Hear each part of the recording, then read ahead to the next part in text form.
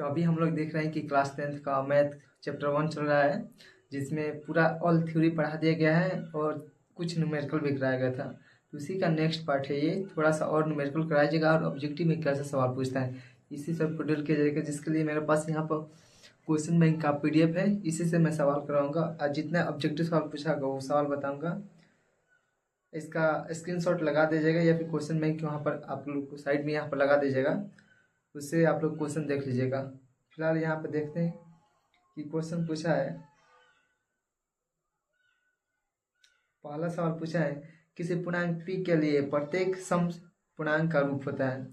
किसी पूर्णांक p के लिए क्वेश्चन पूछा है, किसी पूर्णांक p के लिए पूर्णांक p के लिए पूर्णांक p के लिए सम पूर्णांक का रूप होता है। सम पूर्णांक का रूप होता है। ये ऑब्जेक्टिव सवाल सब पूछा है, सम पूर्णांक का नाम पूछा है। तो ये थ्योरी में बताया गया था कि कैसे इसको सॉल्व किया जाता है। कोई भी संख्या यहाँ पर सम पूछे या विषम पूछे, बस जो यहाँ पर पूछा है पूर्णांक जो कहा है उसको लिख देंगे, और सम पूछा होगा या विषम पूछा होगा तो यहाँ पर सम संख्या से गुणा कर देंगे तो ये सम संख्या हो गया। इसी को विषम संख्या बनाना होगा तो यहाँ पर कोई भी विषम संख्या हम यहाँ पर ऐड कर सकते हैं। 1 लो 3 लो, इस जगह पर हम कोई भी विषम संख्या लिख सकते हैं तो भी ये विषम संख्या ही बनेगा।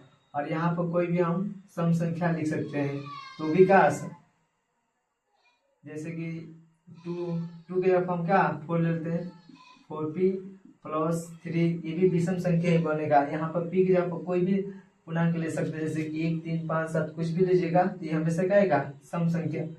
ये विषम आएगा, सॉरी यहाँ पर ये विषम संख्या आएगा और यहाँ पर पूछा गया सम संख्या। तो कोई भी पूर्णांक दिया होगा उसमें क्या करेंगे, किसी भी सम संख्या से गुणा कर देंगे। किसी भी सम संख्या से गुणा कर देंगे वो क्या बन जाएगा, वो बन जाएगा सम पूर्णांक। ये थ्योरी में आप लोग को करा दिया गया था। तो इसमें ऑप्शन हो जाएगा 2p, ऑप्शन दिया है 2p तो ये वाला ऑप्शन हो जाएगा 2p। अगला क्वेश्चन कर रहा है, निम्नलिखित में कौन से सबसे छोटी प्राकृत संख्या है। प्राकृत संख्या बताया गया था कि क्या होता है, जो 1 से शुरू होता है उसी को प्राकृत संख्या कहते हैं। तो इसमें सबसे छोटी प्राकृत संख्या क्या हो जाएगा, 1 हो जाएगा। और सवाल है, पूछा है एक अशून्य परिमेय और अपरिमेय संख्याओं का गुणनफल होगा। बोला है कि अशून्य अपरिमेय संख्या यानी कि अपरिमेय संख्या, अशून्य परिमेय संख्या, परिमेय संख्या और अपरिमेय संख्या का गुणनफल, अपरिमेय संख्या का गुणनफल। पूछा है कि एक अशून्य परिमेय संख्या और अपरिमेय संख्या का गुणनफल। तो ये बात हमेशा ध्यान रखना कि कभी भी अपरिमेय संख्या आ जाए और इसमें किसी भी परिमेय संख्या से गुणा करेंगे तो हमेशा क्या आएगा, वो हमेशा आएगा अपरिमेय ही, वो हमेशा आएगा अपरिमेय संख्या। कोई भी परिमेय संख्या दिया होगा, अगर उसमें हम गुणा कर दिए परिमेय संख्या से या भाग कर दिए या जोड़ दिए घटा दिए तो हमेशा क्या आएगा, अपरिमेय संख्या आएगा। ये कॉन्सेप्ट है, इसको बताया गया था। अगला क्वेश्चन देखते हैं। अगला क्वेश्चन ठीक इसी प्रकार पूछा है। इसमें पूछा है कि यदि एक p धनात्मक पूर्णांक है तो धनात्मक सम पूर्णांक का रूप होगा। बस यहाँ पर ऑप्शन दूसरा बदल देगा और कुछ नहीं। ठीक है, अगला क्वेश्चन देखते हैं। और यूक्लिड विभाजन एल्गोरिथम को पूछा है तो सवाल सब करा दिए गए हैं, इसलिए उसको सब नहीं देख रहा है।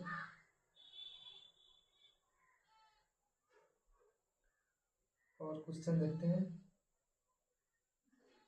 यहाँ पर। हाँ, एक क्वेश्चन यहाँ पर देखिएगा, ध्यान से सुनिएगा, इसका स्क्रीनशॉट लगा दीजिएगा क्वेश्चन का।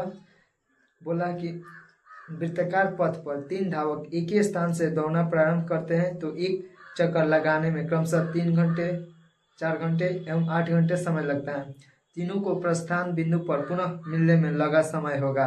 मतलब कि 3 धावक हैं, 3 रनर है जो कि दौड़ना प्रारंभ करते हैं। तो एक को लगता है 3 घंटा, एक को लगता है 4 घंटा और एक को लगता है 8 घंटा। और पूछा है कि ये तीनों कब प्रारंभिक बिंदु से स्टार्ट, कोई ऐसा सर्कुलर पाथ है, प्लेग्राउंड है, कुछ भी हो, इसमें ये क्या करते हैं, यहाँ से रनिंग करते हैं और एक को लगता है कितना 3 घंटा, दूसरे को 4 घंटा और तीसरे को 8 घंटा लगता है। तो क्वेश्चन पूछा है किस प्रारंभिक बिंदु पर तीनों का कितना समय पर यहाँ आकर मिलेंगे। तो सिंपली अगर ऐसा कोई भी सवाल पूछे ना, बस उसका एलसीएम यहाँ से निकाल दीजिएगा। एलसीएम निकाल दीजिएगा, जितना आंसर रहेगा वही उतना ही घंटा हो जाएगा। जैसे यहाँ पे एलसीएम निकालते हैं तो इसका आ जाएगा 2 2 दूना 4 4 दूना 8, फिर 2 से कट जाएगा 3 और फिर ये 1 2। अब इसको गुणा कर दो, 2 गुणे 2 गुणे 2 2 दूना 4 4 दूना 8, यानी कि 8 घंटे। ये 8 घंटे घंटा में दिया है तो घंटा में हो जाएगा, मिनट में देगा तो मिनट में हो जाएगा। यही हमारा आंसर हो जाएगा 8 घंटा। कोई भी सवाल, एक और सवाल है पूछा है इसमें, एक वृत्ताकार पथ पर 3 धावक एक ही स्थान से दौड़ना प्रारंभ करते हैं तो एक चक्कर लगाने में क्रमशः 2 घंटे 4 घंटे एवं 6 घंटे समय लगता है। तीनों को प्रस्थान बिंदु पर पुनः मिलने में लगा समय होगा। देखिए इसमें बोला है कि कितना, एक है 2 घंटा, एक है 4 घंटा और एक है 6 घंटा। इसका बस एलसीएम निकाल दीजिए, जो एलसीएम आएगा उतना ही समय लगेगा। जैसे इसका एलसीएम निकालते हैं, 2 से कट जाएगा 1 2 और 3, यहाँ पर गुणा कर दीजिए, 2 दूना 4 4 3 12, यानी कि 12 घंटा लगेगा तीनों को एक स्थान पर मिलने में। एक दो और सवाल देखते हैं। ऐसा सवाल आप लोगों को करा दिया गया है। पूछा है कि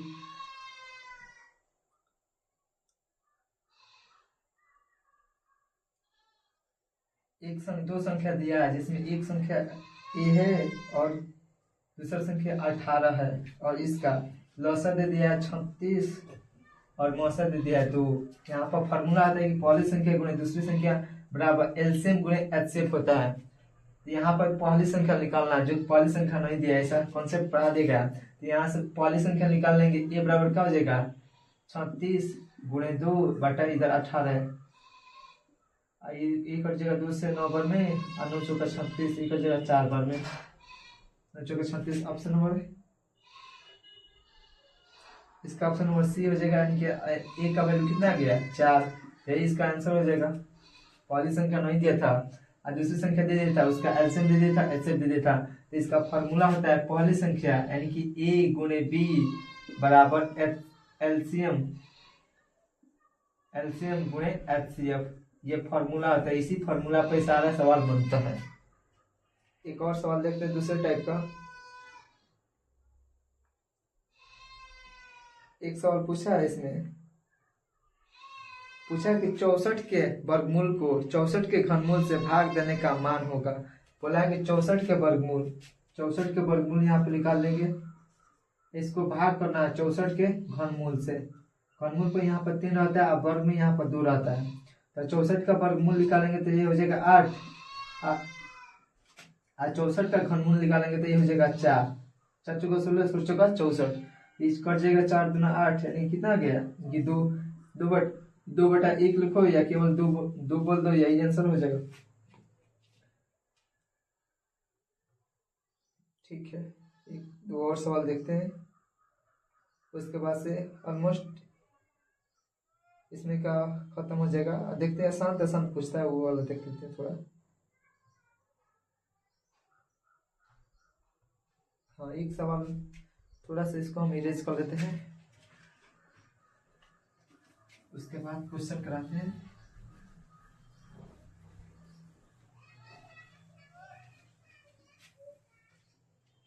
हाँ, ये देखिए एक सवाल है, पूछा है कि निम्नलिखित में किसका दशमलव प्रसार अशांत है।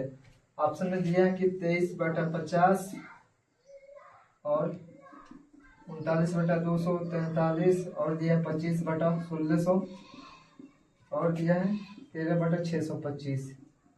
इसमें पूछा कि किसका दशमलव प्रसार शांत है,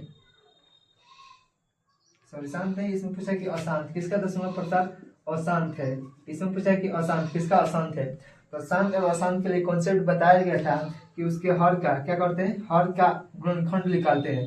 अगर हर का गुणनखंड निकालने पर, हर का गुणनखंड निकालने ऊपर वाला अंश होता है, नीचे वाला हर होता है। अगर हर का गुणनखंड निकालेंगे और उसमें केवल 2 और 5 आ गया, यानी कि 2 के पावर m इंटू 5 के पावर n के रूप में अगर कोई संख्या आ रहा है, यानी कि केवल 2 आ रहा है या केवल 5 आ रहा है तो संख्या क्या होगा, वो संख्या शांत होगा। केवल 2 आएगा तो शांत होगा, केवल 5 आएगा तो शांत होगा, और केवल 2 और 5 ये इसी दो संख्या आएगा तो शांत होगा। अगर 2 और 5, 2 आ रहा है 5 आ रहा है इसके अलावा और कोई संख्या आ जा रहा है तो वहां पर हो जाएगा वो अशांत। और कभी कभी पूछ लेता है कि अशांत में क्या होगा, तो अशांत आवर्ती होता है। क्या होता है, अशांत आवर्ती। फिलहाल यहाँ पे पूछा कि कौन अशांत है, तो 50 का निकालेंगे तो केवल 2 और 5 आएगा, और 243 का निकालेंगे तो ये होता है 3 का 4 का 7 का क्यूब। 7 का क्यूब करेंगे तो इसमें केवल 7 आ रहा है तो ये क्या होगा, ये हो जाएगा हमारा अशांत।